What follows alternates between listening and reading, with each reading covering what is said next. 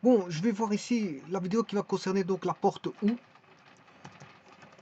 si vous voulez, si, ça dépend si on est en mathématiques, ça je vous ai déjà expliqué.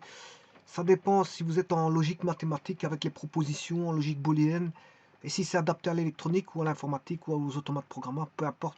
Même, voire même aux logiques de proposition qu'on retrouve voilà, dans un cours de juridiction. Juridiction, bon, on peut avoir des logiques de proposition là-bas, parce que justement, ils étudient les propositions, euh, les assertions, les propositions et tout ce qui va avec, et toutes les lois concernant les propositions, les assertions, etc. Bon, alors, je vous ai dit que je vais voir, bon, si c'est en termes de proposition, alors je vais bien passer par là, hein, en termes de proposition, c'est la proposition proposition.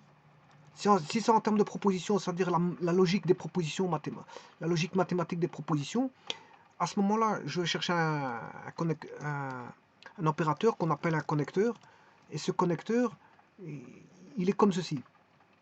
C'est le connecteur OU.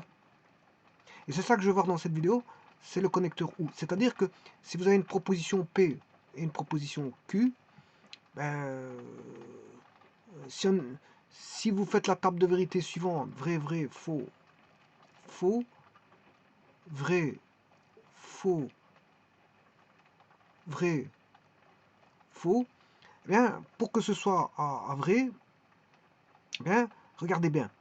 Je vais le faire via GeoGebra, assez simplement. Je peux le faire via Scilab. Mais via Scilab, il faut programmer la première chose. Bon, ce qu'on appelle un cercle. Il faut programmer un cercle. Bon, il faut quand même quelques lignes de code. Il y en a 5-6 lignes de code, sans plus. 5-6-7 lignes de code, comme ça, pas plus. Mais disons que ça veut dire que je dois déjà tracer un cercle. Avec cette 5-6 lignes de code, ça peut aller très rapidement. Mais je le mettrai bien dans une fonction. Et à partir de cette fonction, là, à ce moment-là, je ferai appel à la logique booléenne. Bon, c'est un petit peu lourd pour faire quelque chose de simple que je peux faire par GeoGebra. Bon, par GeoGebra, euh, voilà, mes variables sont déjà créées. Alors, je crée la variable A, voilà, je la mets à true ou à false, à true ou à false. Voilà, je mets la fonction OU, le connecteur logique OU. Attention que c'est avec la touche que vous avez là. Hein, il faut aller chercher f de x, parce que là vous avez le et, ça c'est le et, ça c'est le OU, et ça c'est la négation. Voilà. Alors, ne pas confondre tous ces... Ne pas mettre un V, parce qu'un V, ça ne marchera pas, je vous le dis tout de suite. Bon, alors, là, je mets... ça, j'ai pas besoin.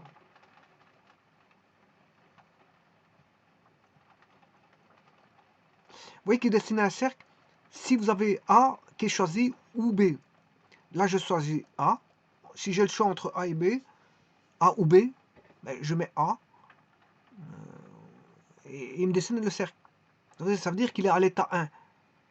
Quand vous faites une sélection A, il met à l'état 1 le cercle. Enfin, il dessine un cercle.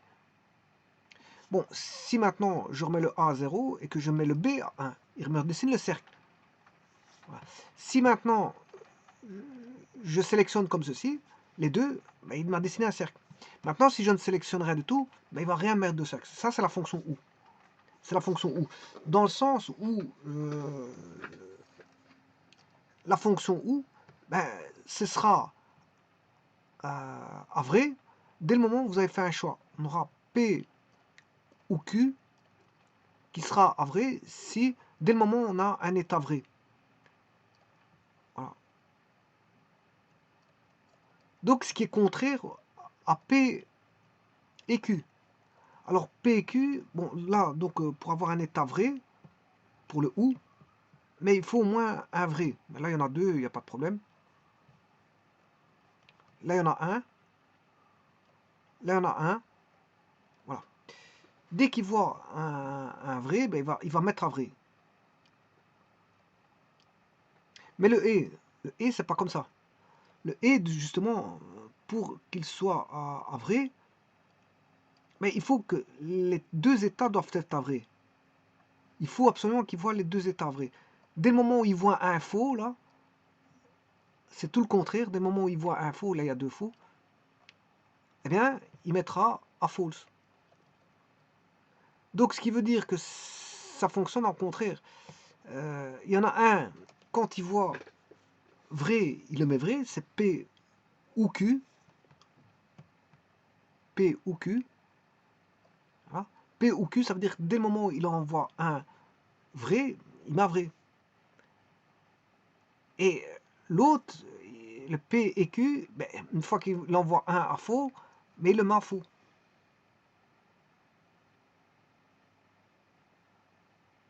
Voilà. Donc il fonctionne, je veux dire, en contraire. Alors je pourrais faire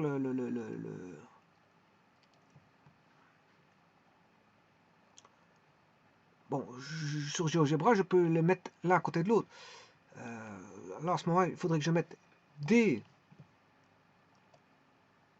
et E. Je m'excuse si je me suis trompé, c'est A et B. Voilà, ça c'est le et. Je fais une duplication, je duplique. Alors si j'ai D, bien sûr, en fonction de D, je peux tracer par exemple un cercle qui passe par voilà, un cercle de rayon 1. À place d'avoir un cercle de rayon 5, j'ai un cercle de rayon 1. Bon, et maintenant, bon, la sélection, elle peut se faire soit ici, là, voilà, ou soit là, hein, c'est la même chose. Alors, je viens de vous dire que pour avoir vrai,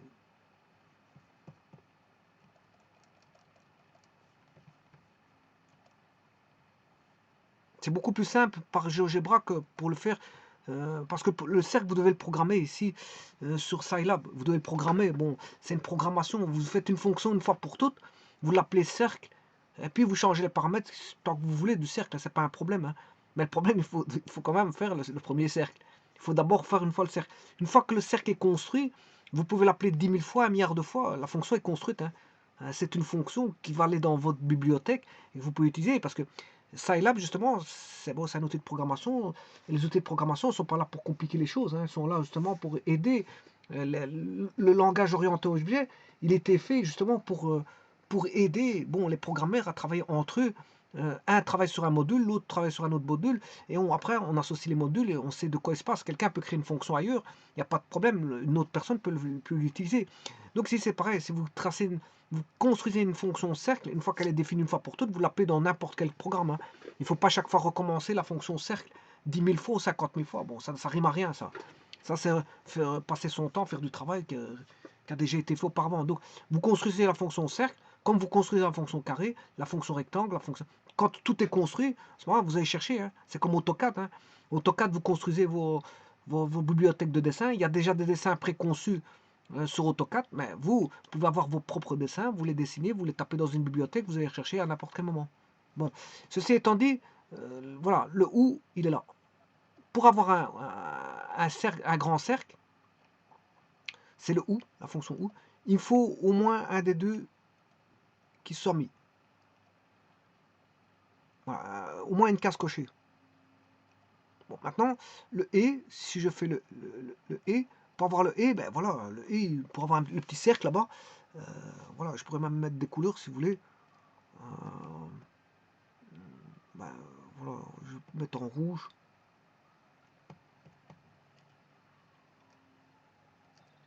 Voilà, je vais même le remplir.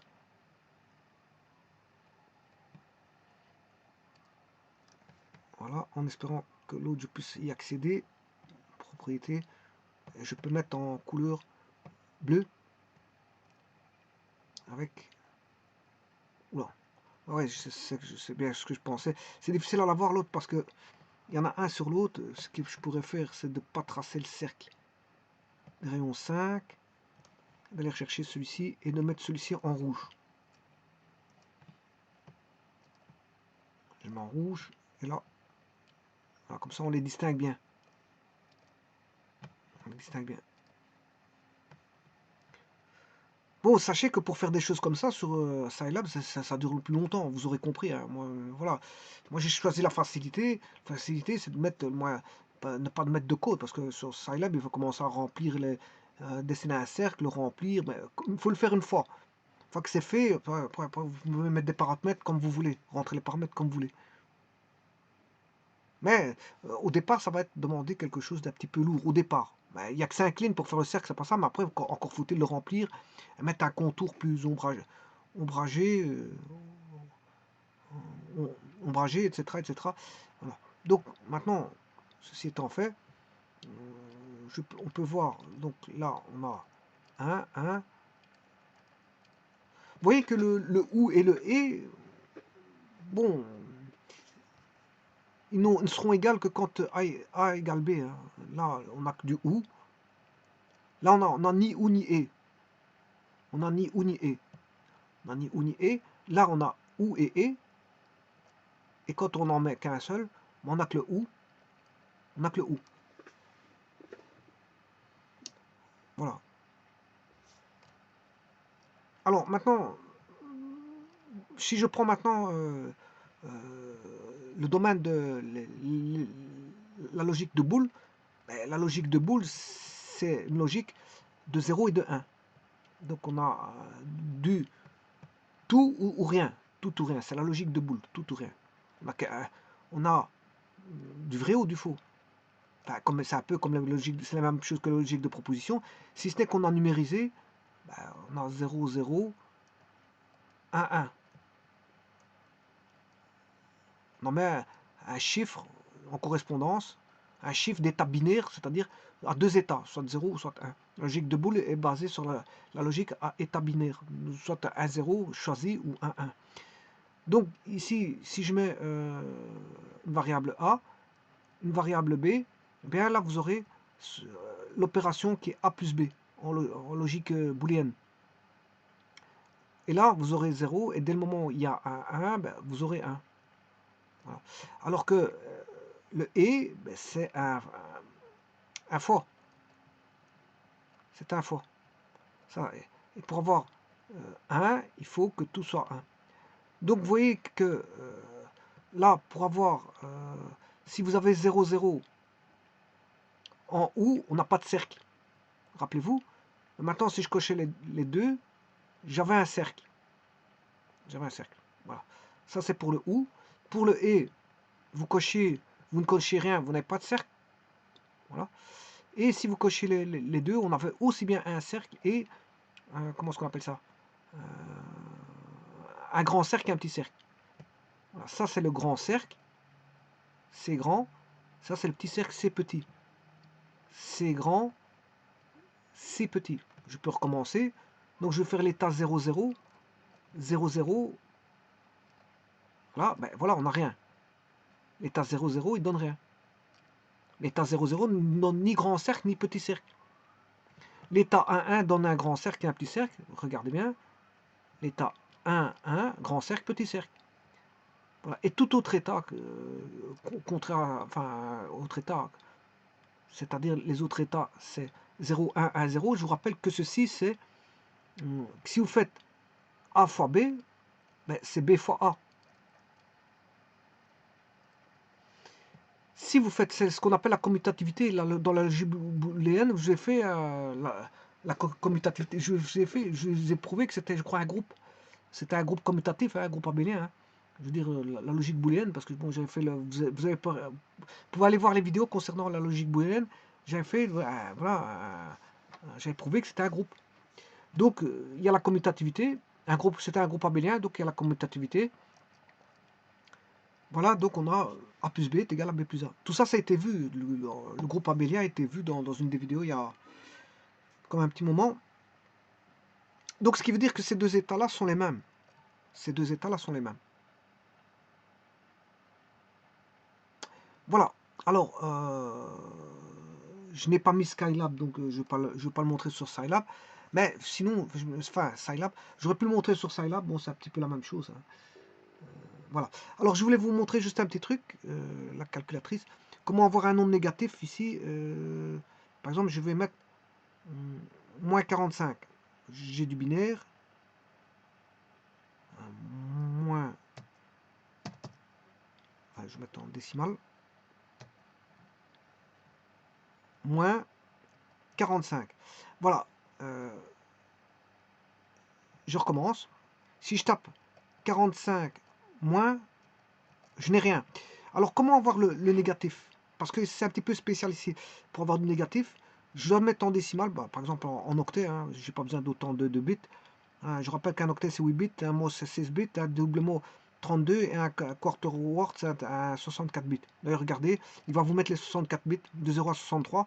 Là, un double mot, il va vous mettre de 0 à 30, 31, ça fait 32 bits. Et bon, là, il va vous mettre de 0 à 15, ça fait 16 bits. Là, il met de 0 à 7, ce qui fait 8 bits. Bon, pour avoir le négatif, je vais vous dire tout de suite, il faut appuyer sur le moins. Voilà, j'appuie sur le moins. Enfin, d'abord, il faut retirer le nombre. Hein. Vous tapez le nombre, par exemple 48. Enfin, je m'excuse, je recommence. Je mets à 0. Je mets moins 48 moins. Donc, il faut taper 2 fois le moins. Il faut taper 2 fois le moins.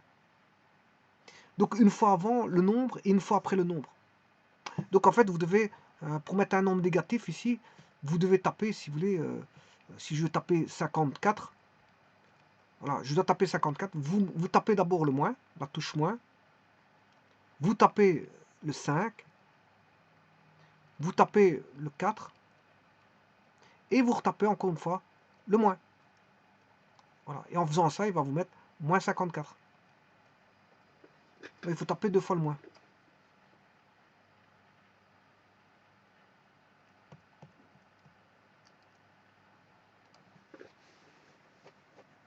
Bon, ici j'ai mis un cercle, j'aurais pu mettre autre chose. Hein. Je sais pas, je peux mettre... je sais pas ce qu'il est.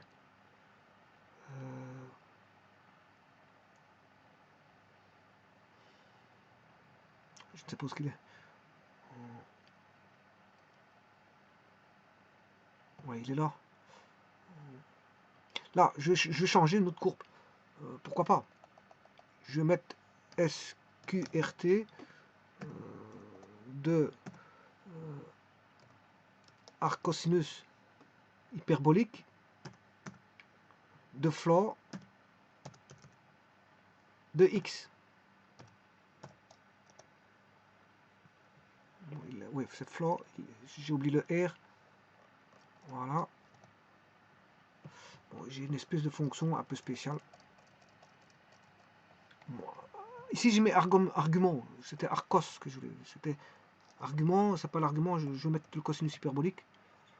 Voilà, cosinus hyperbolique. Et là, à ce moment-là, bon, en fonction de ça,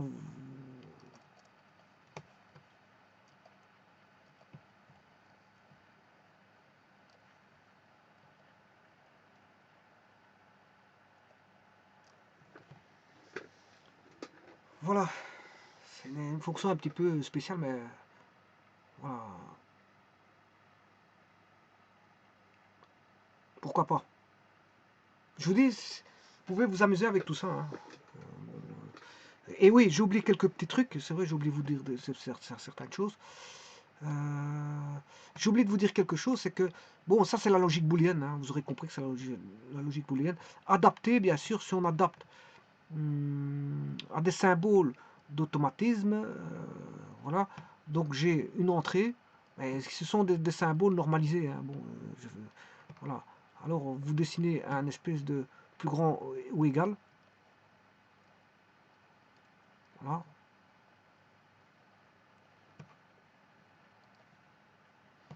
Et ça, c'est ce qu'on appelle une porte ou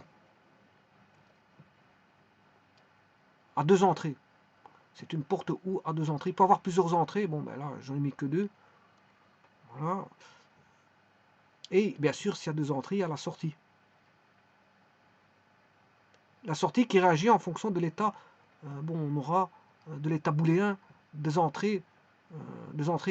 Là, vous avez A, B, là, S.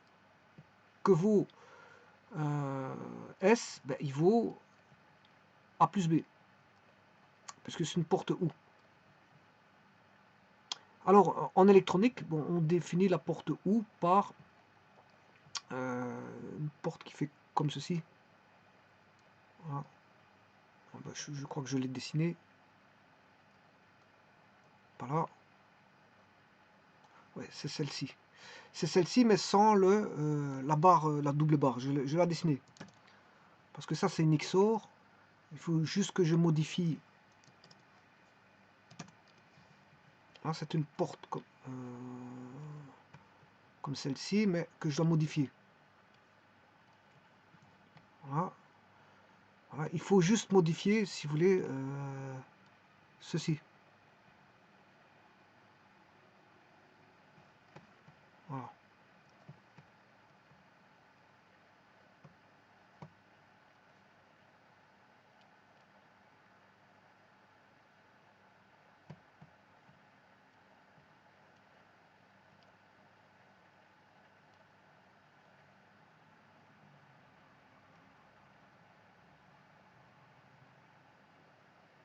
Attention qu'ici, il y a un inverseur, hein. C'est parce que c'est une porte XOR. Donc je dois enlever l'inversion. Hein. Heureusement que je l'ai vu, mais là... Voilà, là vous avez une porte OR. Une porte OR.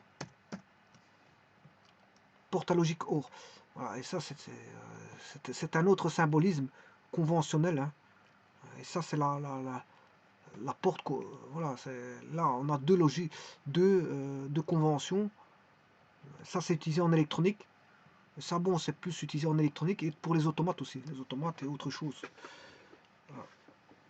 Maintenant les automates, si vous voulez faire une porte OU avec les automates programmables, ben, vous faites ceci, voilà. Et bien sûr vous mettez une deuxième échelle ici. C'est un ladder, schéma à échelle. Là on aurait A, B et la sortie. Et maintenant, pour le faire avec un circuit électrique, vous mettez un interrupteur, deux interrupteurs en parallèle,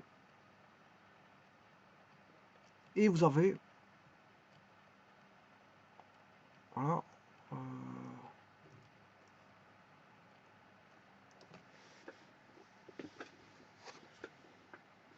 vous avez votre ampoule.